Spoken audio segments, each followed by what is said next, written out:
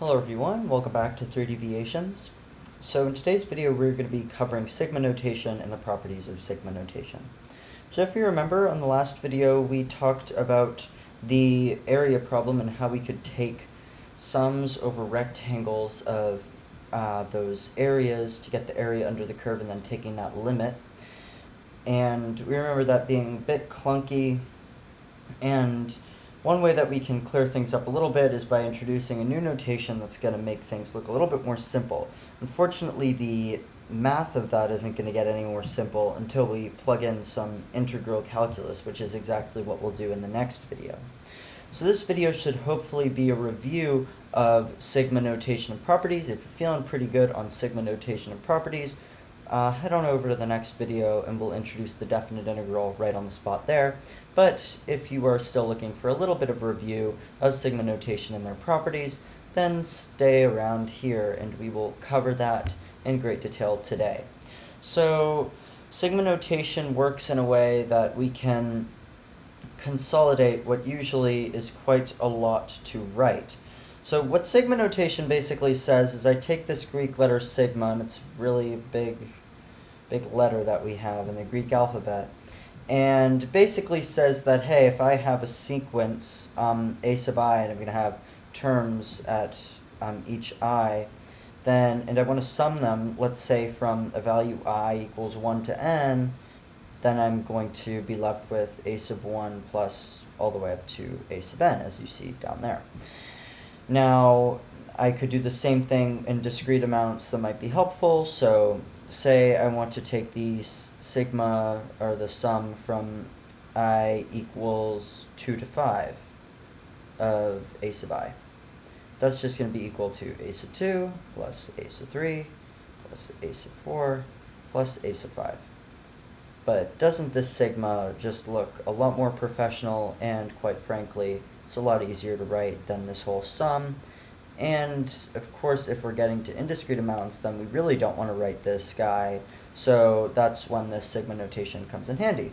So just a brief review of terms, we call I the index of the sum, so whatever we're summing over, in this case is I, sometimes we'll see k, and n is usually what we end with. That's usually our final number, although sometimes we'll go up to infinity, and we'll see that later on in the course, much later, once we're done with integral calculus. All right, so let's talk about some of the properties that we have with sigma. So these should look pretty familiar. This basically says that if I have if I want to take the sum from k equals 1 to n of a constant times a function of k, I can take that constant and move it outside, make things a little easier for us, and we have the constant times the sum from k equals 1 to n of f of the function k.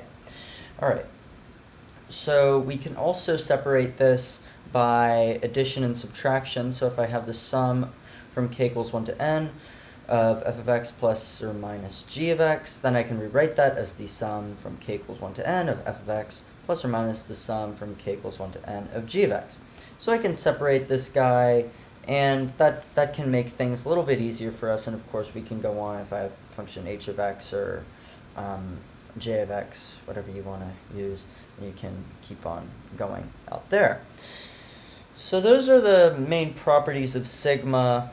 They should seem pretty trivial. They're not too complicated to understand, and they're fairly helpful for us. And one of the main caveats for for this constant multiple here, is that this constant isn't going to be k-dependent, so this is a free constant. It's just an important little edit that we have.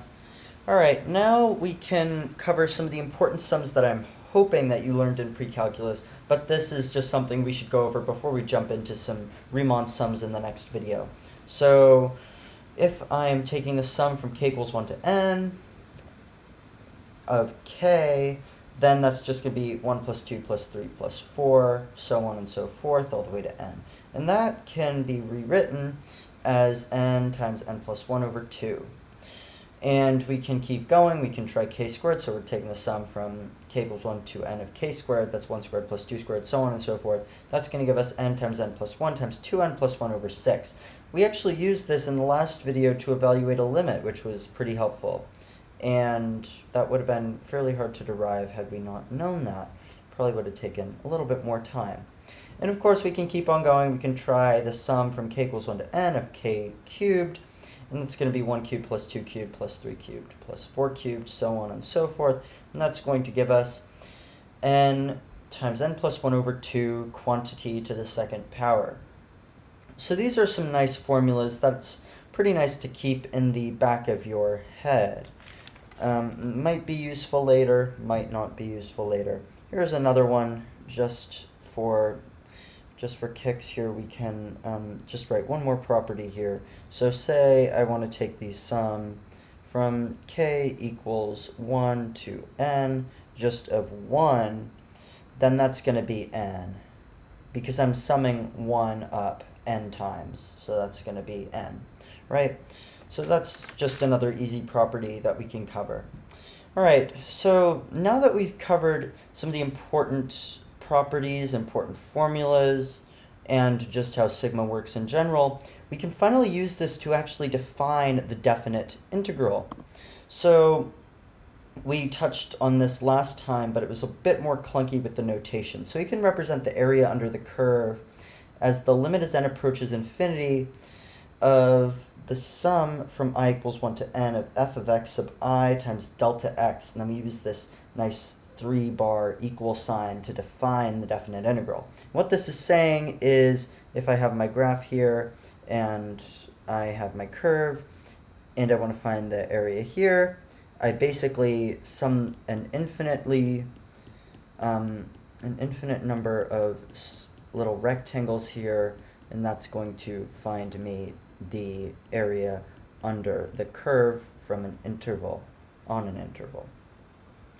We're going to talk about that later. The definite integral has its own notation, call that Leibniz notation. We'll talk about that in the next video, but for now, let's just keep thinking about this guy here. This will be living with us for the first part of Unit 4. Thank you for watching. We'll see you in the next video. We are going to formally introduce the definite integral, and we're going to talk about how to evaluate it, and we're going to talk about some of its main properties. Thank you for watching, and we'll see you in the next video.